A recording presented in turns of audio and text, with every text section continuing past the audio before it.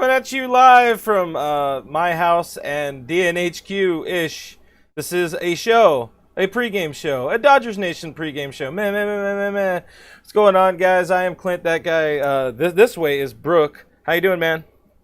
I'm alive and good. Baseball's on. Baseball Gonna is be on. The Padres currently are losing to the Cardinals 4-2, so that's good. Redcoats got, not the Redcoats, the other one, the Redlegs got swept today, so that sucks a little bit.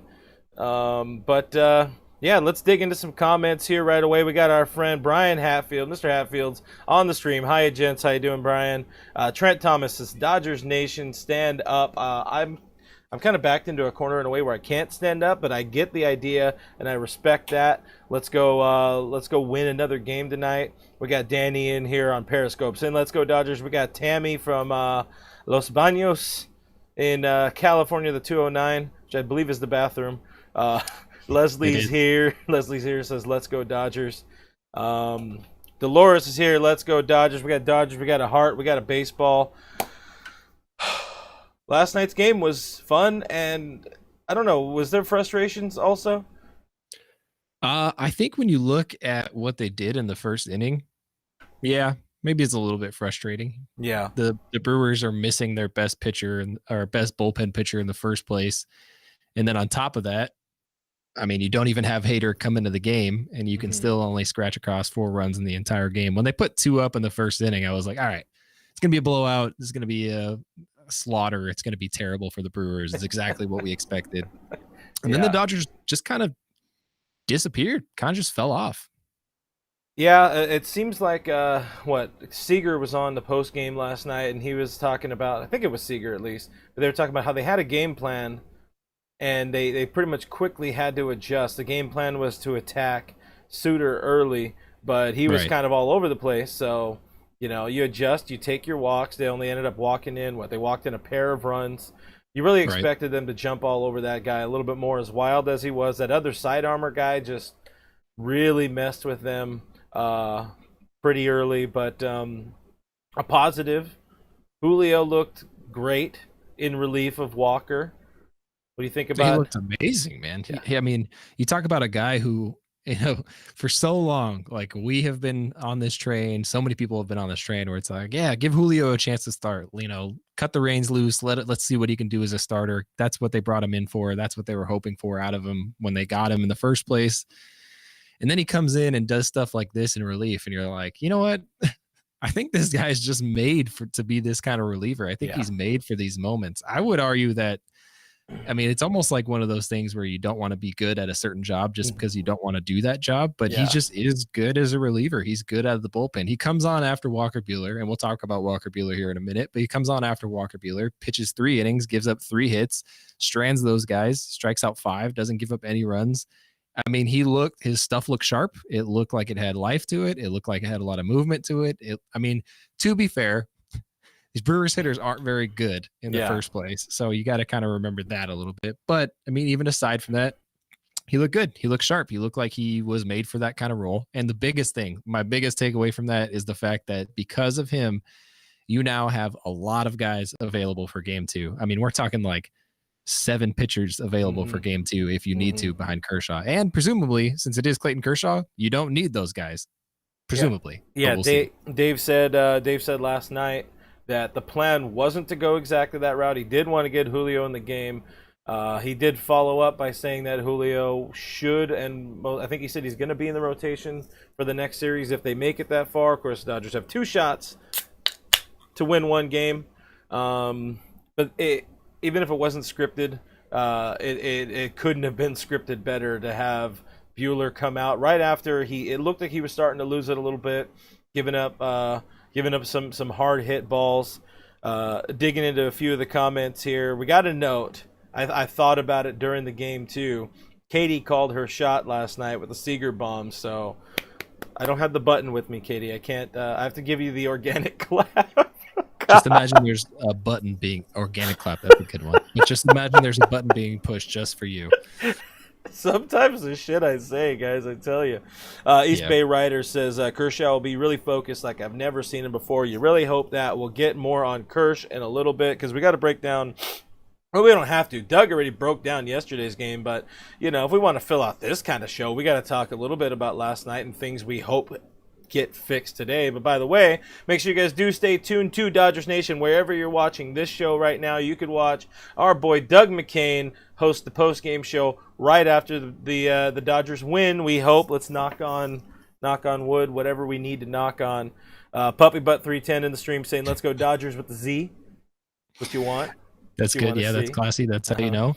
Noel on Facebook checking in from Omaha, Nebraska. See, I told you, man, we're just worldwide. We're all over the place. Doesn't matter where you are in the country, there's Dodger fans. Doesn't matter where you are in the world, there's Dodger fans. We just keep proving it time again. Mr. and Mr. Worldwide, as you often say. East Bay Rider. Yep.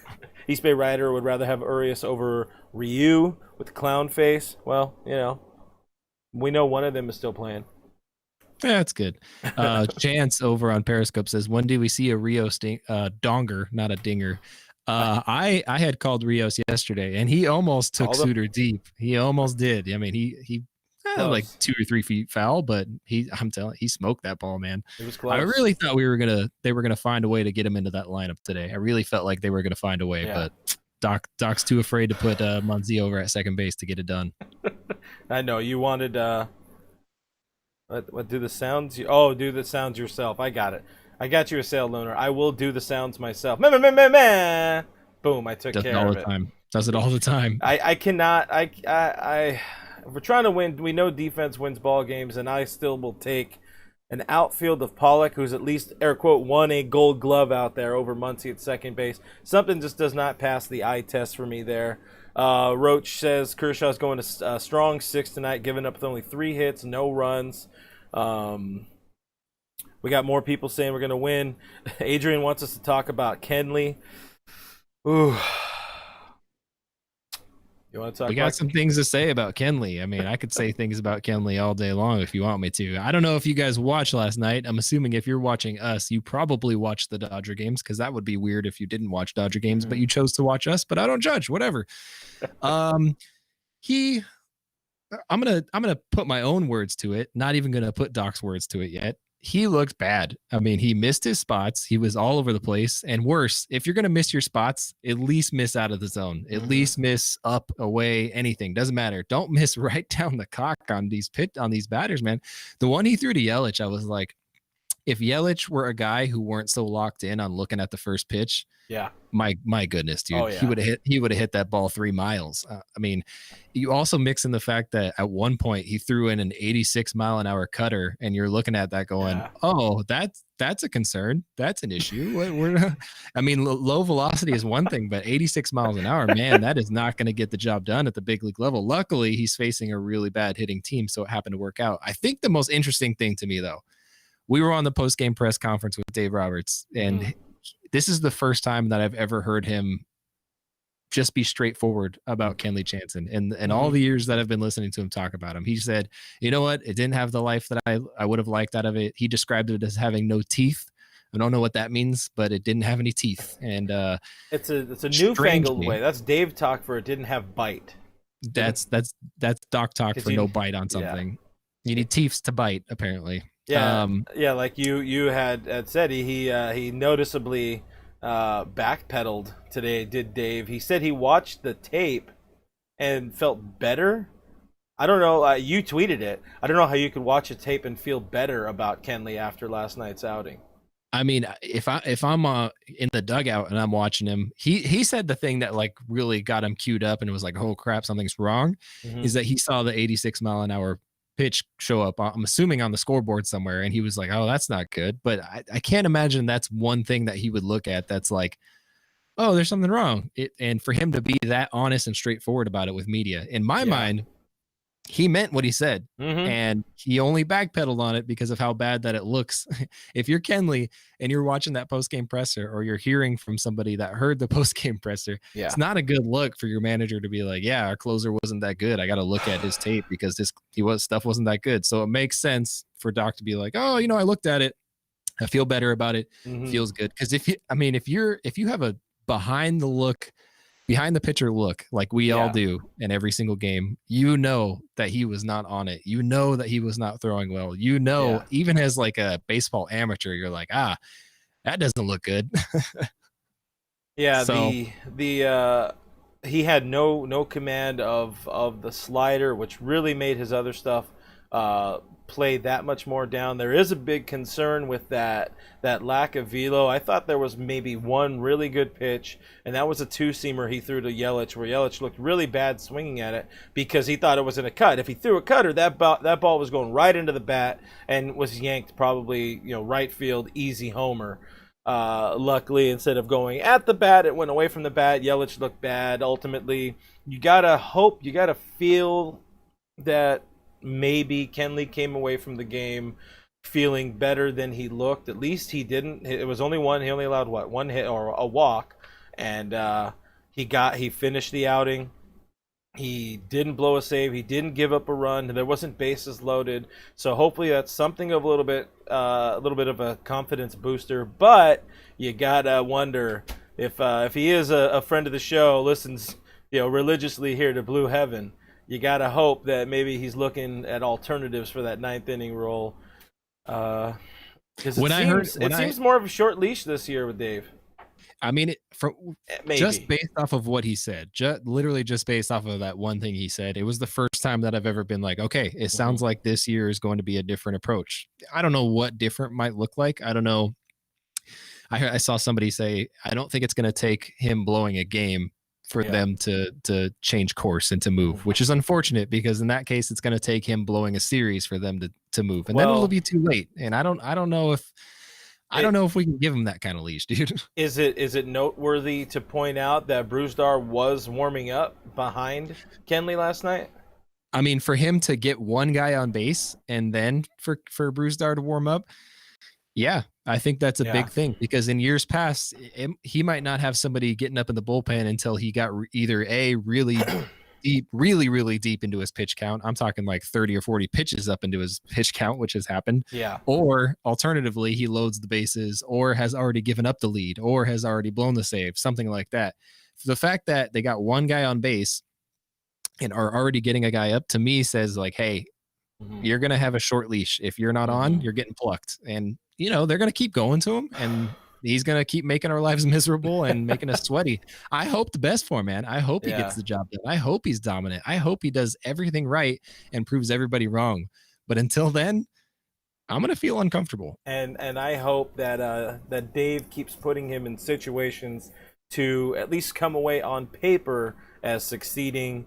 So hopefully we have a few more rounds to figure this out. Hopefully we get 12 more wins this October to figure it out. Digging into the comments here, Sailed Loner says, look in his eyes. Jansen is not confident. I don't know how many people noticed it. They tried to avoid talking about it, Bulldog and Joe on that last series, but they cut to Kenley and he's chucking a ball up into the stands because he's so mad. And Dave talked about it today too with the velo being down. There's something definitely a little bit off with Kenley right now. Big Steve says his command is off by a zip code. I don't know how that translates, but I like the thought. Roach thought he was throwing a slider with that velo. So ding ding ding. I don't have my. I think actually a couple different places charted it as an off-speed pitch just because it was so off. It was like an 86 mile an hour pitch. If you're looking at a guy and you can't see the movement on it that well, then you're like, oh, that's assuming that's an off-speed pitch. I don't really know what that is. I don't know how you drop that dramatically in velocity. I mean, I don't have a lot of velocity to begin with, so I get that. But dropping off from his velocity was already dropping off towards the end of the regular season anyways, so I kind of get it, but also that's concerning, man. Playoffs are supposed to be a different animal. You're supposed to bring a different level. You're supposed to bring adrenaline. I get it. There's no fans. There's nobody to pump you up. It maybe doesn't feel like real playoffs, but you got to find it. You got to dig down deep and you got to find it, man. And it's not like Kenley's burned from a long season. It was a 60-game season. He made 24, 5, 6 appearances. He shouldn't be gassed. He absolutely should not be gassed. I loved Gary on the call on Twitter yesterday. Like he was immediately. I mean, there was so much of Twitter, so much of even our DN people. The second we see Kenley warming up, coming in, you start getting the shakes again. You start getting ready to pour another bottle that late. Crack open a new bottle of Jim Beam # sponsor. We got one over your left shoulder still on the screen, so that's good. Over there. Wait. I liked Kenny. Kenny on YouTube says, "Ain't enough weed in the world to help watching Jansen pitch." Oh man, I mean, as soon as you got a guy on base, like it's almost to the point where you're looking at it and you're like, okay, they could tie the game right here, but at least they couldn't take a lead on the swing. At least there's that. So I mean, if it's at that point, you got to remember, number one, this is the first round. Number two, this is the easiest team that we will face in the playoffs. So for it to be like that right now, I don't know, man. You guys hold on. It's going to be tough. It's going to be a bumpy ride. It's going to be really wild. And if we make it to the World Series, you're probably going to want to see a doctor after, because blood pressure is going to be all jacked up. Next up, quickly, we don't need to dig too much into Walker's outing so much. We know the blister is worse than what they're letting us know. The Zoom availability, the media availability last night was really tight. They only took questions from Dodgers owned entities, AM 570 Vassay and Alana Rizzo on Sportsnet LA. So they are trying to control the narrative on Buehler's blister. On the other hand, ESPN trying to create a narrative on Buehler's blister. A post that you penned up and is getting mixed all around. What are your thoughts on ESPN not really being able to shut their mouth?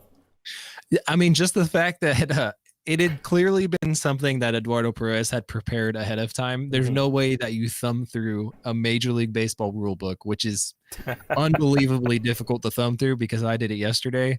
It's a lot. There's a lot to go through. There's no way that you just come into that with a rule prepared. He knew what he was doing. He knew that he was mixing things up. Here's rule 6C, whatever. Yeah. He knew what he was doing. The rule specifically states that there's specific things not allowed on a pitcher's finger while he's throwing, on his throwing hand, whether it be Band-Aids or things like that, no substances. But in addition to that rule, an umpire is allowed to determine whether or not those things are allowed. So the fact that the Brewers, number one, obviously know about the blister. It's not a secret. Everyone in baseball knows about Walker Buehler's blister at this point. The fact that the Brewers didn't say anything or play under protest or go ask the umpire to even look at his hands tells me that they've already had the conversations with the umpires. The umpire already knew that he was using, they use New Skin or what's the stuff that we got sent, the blister fix stuff? Yeah, Rip Fix. Rip Fix. Yeah. You use things like that are legal to make sure that your blisters don't bust open in the middle of an outing or something like that. These are legal things. And ESPN has to go like, oh, that's not allowed. He knows that's not allowed. That's the rule. It's not allowed. And I'm like, just shut the hell up, man. You know exactly what you're doing. You know your broadcasts are terrible. You know that your ratings are garbage. So all you're doing is just trying to mix things up. That's it. And it was embarrassing, man. It really was embarrassing. That's not what you want to see. I don't care if they had the longest day in the world, like they were talking about. Make it about the game. Make it about, I don't know. Make it about not that. Don't try to create the narrative. Rebecca even pointed that out on Facebook a little bit earlier. Those darn announcers accusing our guys of cheating. What the heck? I mean, if anything, you see Walker go to his glove a lot. He has a little bit of something he probably throws on his fingers, but he's been doing that for basically all of his career, and there's a number of pitchers that do that as well. It's one of those sort of, it's not an Astros fan, oh, everybody cheats, but baseball, batters have said they would prefer the pitcher have more control of it. So they just got to make something, they got to alter the rules a little bit there. Be like, look, if you're doing that and you're not going to enforce it, then don't make it a rule. Don't make it something where people have to feel like they're breaking it, and then you give national hack broadcasters the opportunity to do something like that. So, and for the pitchers that do use something on their glove, it's usually something like a rosin mix, which rosin is technically legal, and a lot of guys just do it to make sure that their fingers aren't completely dried out when they're trying to grip onto a ball. And if you guys have been paying any attention over the last couple of years, Major League Baseball has drastically changed the baseballs pretty much every single year in one way, shape, or form. I remember Clayton Kershaw was like, they're a lot slicker this year. I don't know what to tell you. The balls are a lot slicker. The seams seem to sit a lot lower, so there's not as much grip on them. Whatever he does use, it's legal. It's not something that anyone's going to pay any attention to. It's a lot of people, they're going to do it anyways. But the fact that they're insinuating that he has some sort of glue on his hands or pine tar is just, it's ridiculous, man. You also look at his fingers with an unnecessary close-up that none of us absolutely needed to see. It was disgusting, but he has like burst capillaries in his fingers, so they're all purple and kind of disgusting looking. And you're like, oh, that's the pine tar, and you're like, okay, all right, man. Yeah, I thought they were just gonna keep zooming in, keep that close-up going, trying to force it, but thankfully Walker was moving his hand around, and cameraman seemed like he kind of gave up on it. We got some ESPN love in here, which, by the way, ESPN has the coverage tonight. I guess it's going to start once again on ESPN2. If you're not into it, you could throw it on AM 570. I don't know if Charlie's on that call or if it's Rick and Tim or whoever's doing it, but you have alternatives to hear the game while still watching it on ESPN. We don't know quite how to make them sync, but there's that. Pre-game is going on right now at Sportsnet LA, but they don't talk to you guys the way we do, and they have commercials, so that's lame. Yeah, I mean, we have commercials too, but we just, we are a commercial. We're just one long commercial. Katie's asking about the in-game mic'd up stuff. I think we should save that for a full show, which I will think we're going to do tomorrow. I should be back in the studio there, and we'll have a full breakdown podcast. Right now, this is a pregame. This won't be a podcast, so we're going to save that. So make sure you tune in tomorrow, Katie. Damn it. All right. Tonight's starting pitchers. Boom. Throw it up on the screen. It's a little bit cut off. It's a little janky here because I didn't get a chance to completely reset it. But we got Brandon Woodruff going against Clayton Kershaw. What do you like about this outing or this matchup? I mean, realistically, it is.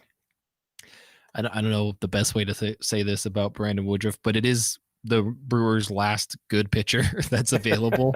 I like everything that he's done all year. He's been a pretty under the radar guy for Milwaukee, considering he plays for a pretty bad team. I know they made the playoffs, but it is what it is. I will say that in terms of Clayton Kershaw, I have not loved what I've seen in his last, I don't know, we'll call it 3-4 outings, give or take. Gave up a couple home runs to the Angels. I mean, he didn't have a whole lot of defensive help that game, so I won't super fault him for that, but gave up a couple home runs to the Angels.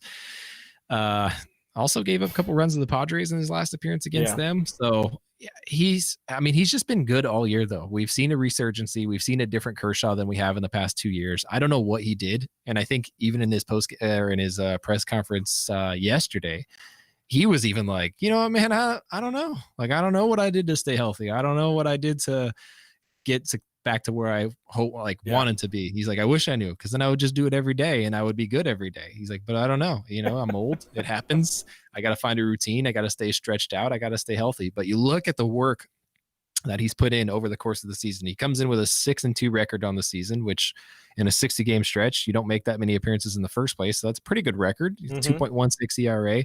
I think his 0.84 whip to me is the biggest thing, because when he's on, his whip is way down, and that means his walks are way down. So I think that we are definitely seeing a better Kershaw than we've seen over the past couple of years. He typically is pretty good in the early going of the playoffs. Later's kind of a different story depending on where you're at, but I think that we're going to see a pretty good game out of him. If you can get 6 innings out of Kershaw tonight, that is the absolute best case scenario. That's perfect.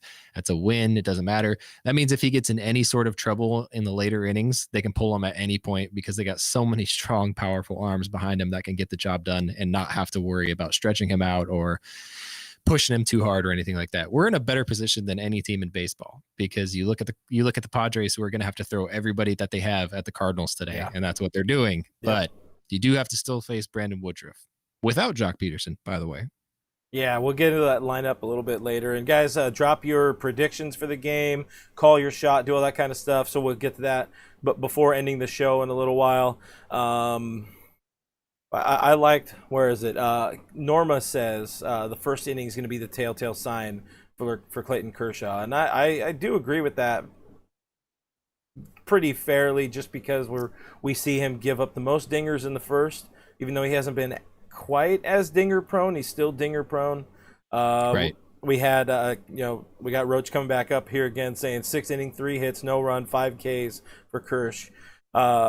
There's also the narrative of is this an opportunity to once again kind of get that playoff monkey off the back of Kersh? And personally, I don't see this game meaning very much to him.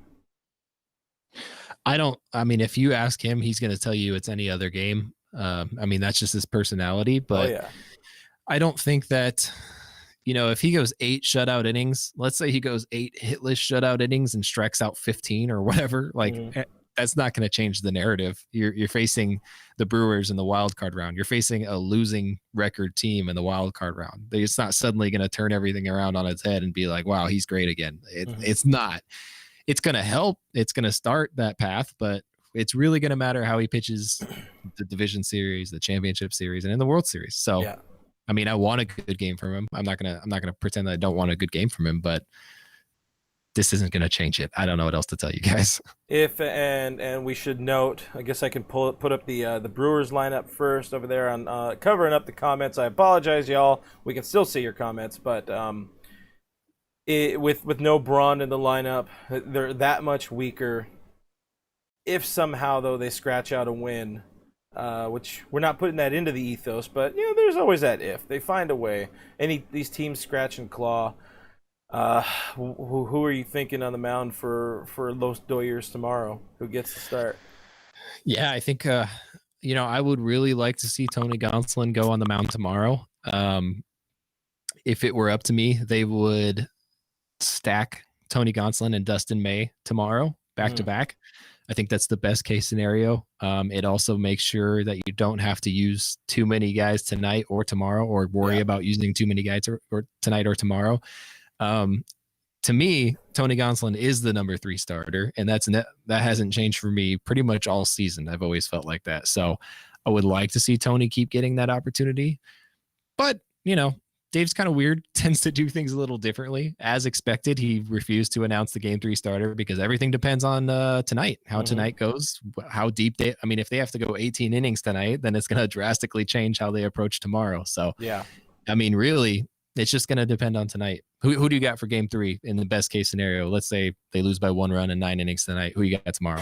Honestly, I think I might want to throw D-May out there because at some point you're gonna start the next series. When does the next series start? I guess they got a little bit of time, Tuesday. So you'll probably have enough time to rest them up.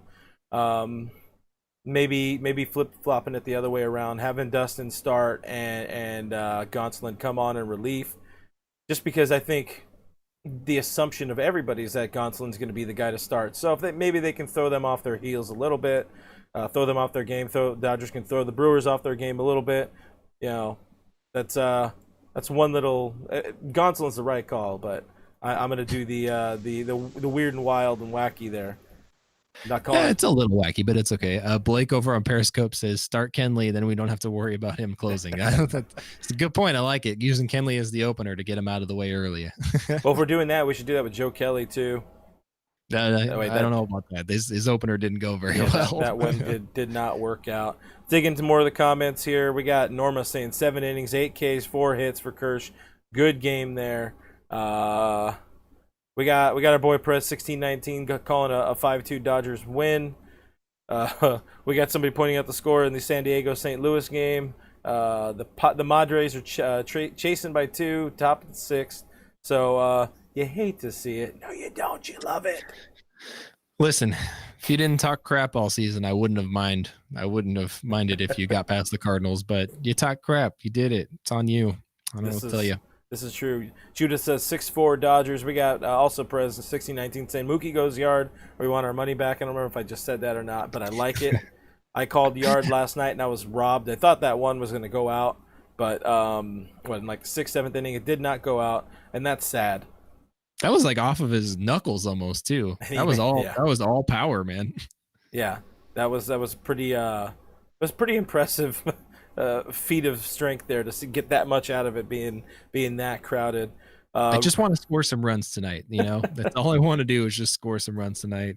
Just got to get through it, guys. Find a way. I've seen a lot of that inside the chat. Just score some freaking runs. Janet says, let Kenley catch. Oh, new contender. 4 catchers on the roster. Let's go. Hello. Roach says, Ted Lilly, Game 3 starter. I hate you sometimes, Roach. Those are dark times, man. Dark times. It's dark times. Let's see. All right, Dodgers lineup. Let's go. How did you like today's lineup?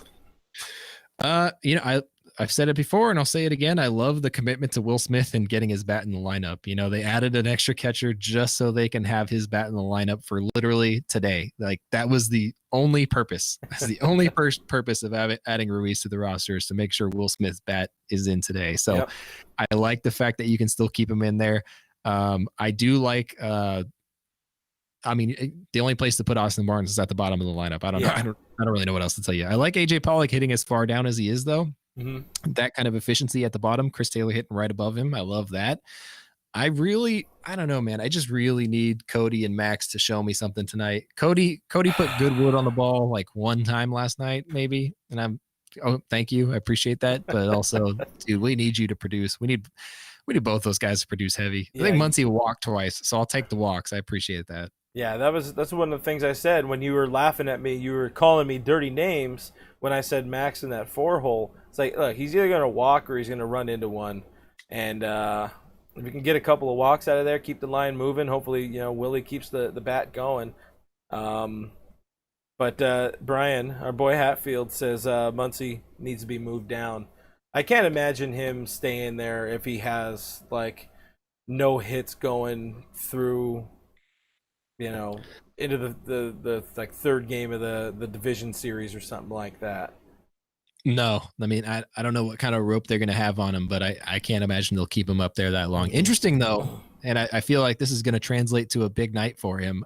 JT went over, and I'm going to say it's just because he was thinking about having that piece in his ear talking on ESPN. So I'm going to give him a pass on that one, but I think JT is going to end up having a pretty good night, too. He's just anytime the Dodgers do well, he always seems to be in the middle of it somewhere. He really does. That kid is a difference maker. We hope to see him back here next year, and hopefully we don't see him ever with a piece again in his ear because they really just need to stop doing that. But more on that tomorrow.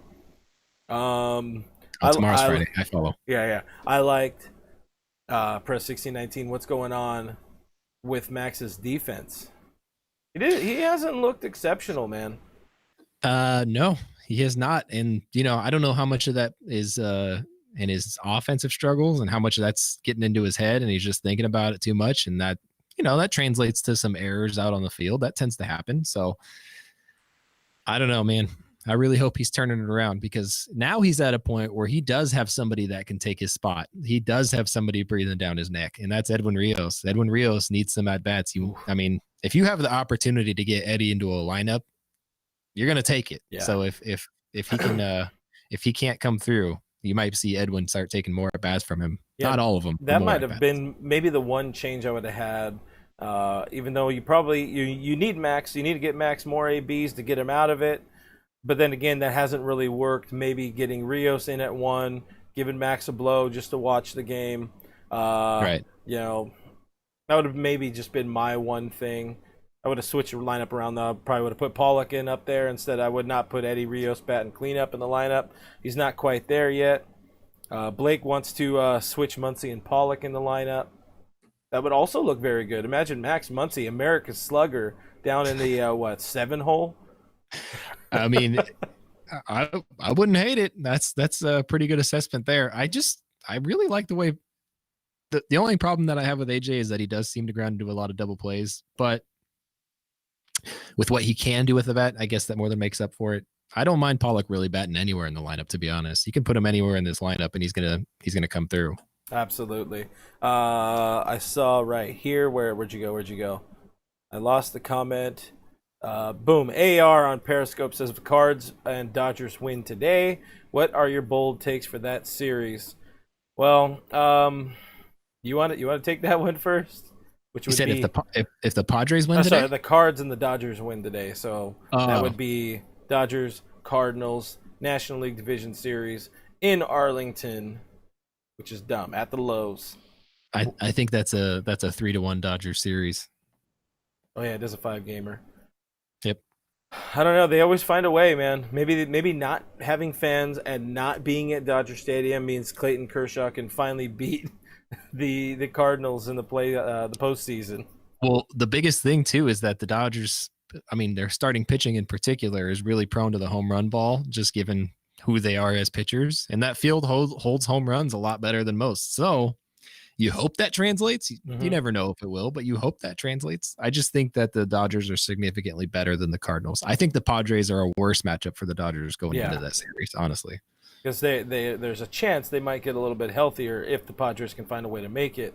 Which, again, as of right now, it doesn't look that way, but anything can happen. There's still a lot of baseball, and it's only a two-run deficit for San Diego. Yeah, I don't hate playing the Cardinals. I don't hate playing anybody. I like this team. We're a very good team. I saw somebody that had said, like, I just want the ultimate like revenge season. So you knock out the Cardinals, and then you get to knock out the Cubs, and then you get to knock out the Astros. Like, that's the ultimate. That's the top, the peak right there. And I love the idea of that. Will we get there? Probably not. But and then we have our virtual parade, and everything is dandy. Everybody's happy. Virtual parade happening in November. You could brook it. Ryan says he wants to see Astros Dodgers in the World Series.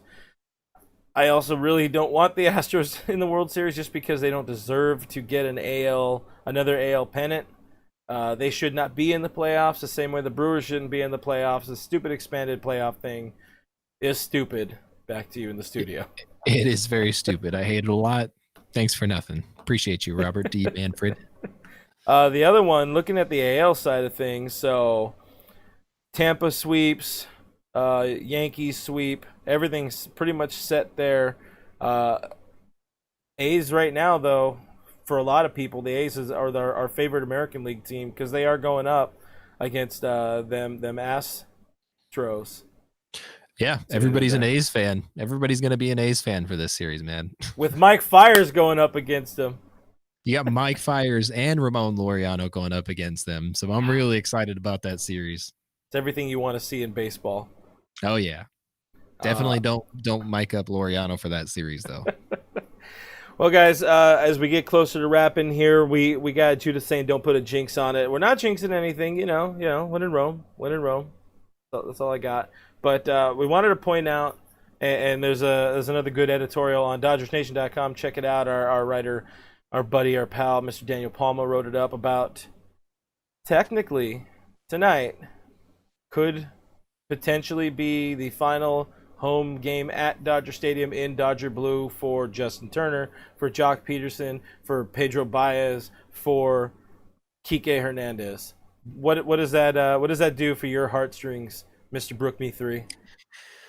Yeah, it doesn't really do anything for my heartstrings, my cold dead heart. The Rock.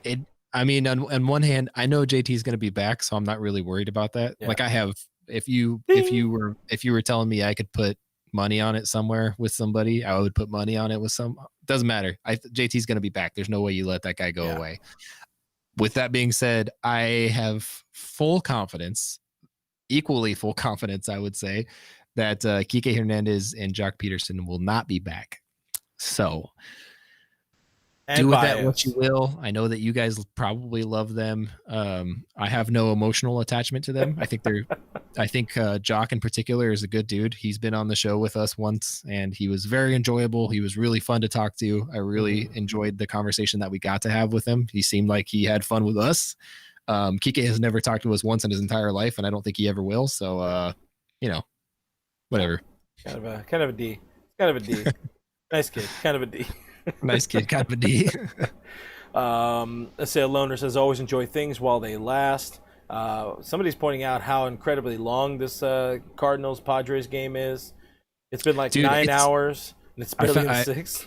I went into the I did like a deep check on it because it just felt like the playoff games were going so much longer than all the other games. It turns out that they're just a half hour longer than the average regular season game this year, so it's not that drastic, but they just feel so much longer for some reason. Maybe it's because like there's like 10 a.m. games and stuff. It just feels weird. What did I see? Swag Daddy McGee points out that he's here only because he was here yesterday and we won. So Roach better not be on here either. But Roach, if we lose, it's on you, man. You were here. Says Roach logged out. We got Mrs. FRG saying JT isn't going anywhere. Press 1619 being sad, no more Kike. At least I assume that much. Daniel asking what's up with Kike. He ran out of rope. They stopped giving him opportunities because he wasn't hitting, and it was a 60-game season. And there's only so far that personality and a banana suit should take you in Major League Baseball. He can play somewhere else next year. He'll be fine. We'll happily applaud him when he gets to Dodger Stadium next year as a visiting player, provided we are allowed to Dodger Stadium next year. But Right. it's run its course. Same with Jock. It's run its course. We have other people that need to be getting Major League at bats. So bye-bye Enrique. Bye-bye Jockifer. Don't let the towel whip you on the ass on the way out. Sure. Yeah, why not, man? That's Whatever you want. That seems like to be a thing. That's about wraps it up. What's your prediction? We didn't do our prediction. What's your hot take for the evening? I think that the Dodgers offense breaks open. I think there's a couple of dongs hit tonight, and I think that we run away with this one. I like it. Final? What's your final? 7-2. That's just a random. I don't know. I was gonna say 7-2. Right now, look at that. for the first time, probably maybe in Blue Heaven history, I'm gonna take the over. I'm gonna take 9-2, 9-3 Dodgers, and I think 2 of the runs come in on the bullpen. I think Kershaw shoves today, just because like we did say, getting that monkey off his back. Kershaw shoves. Mookie does get his dong tonight, and that's about it. Yeah, it's gonna be a good night. I'm feeling good. Lakers and Dodgers won last night. Dodgers get to advance tonight. I'm feeling it. And then the Lakers and Dodgers will play again at the same time, not each other, but that'll happen on Tuesday, so that'll be fun. Until then, guys, until the next time, we will be doing this again tomorrow, Friday. That'll be a full-blown regular old podcast, I believe. Until then, check out DodgersNation.com. We're doing a whole bunch of stuff on there. Our brains hurt. So much. Our brains hurt so much. If you want to hear more from us, subscribe to Blue Heaven. We're on iTunes. It is a podcast that is on iTunes, Spotify, iHeartRadio, Google Play, Stitcher Radio, Player FM, Pandora, Alexa, and so many more. Subscribe on YouTube, by the way, youtube.com/DodgersNationTV. That's right, guys. I'm at BrookMe3 on Twitter and Instagram. This guy on one of these sides of me, I forget which one, is at RealFRG on Twitter and Instagram. We're Dodgers Nation on Twitter, at Officials Dodgers Nation on Instagram. Thanks for hanging out with us. Go Dodgers. Bye. Bye.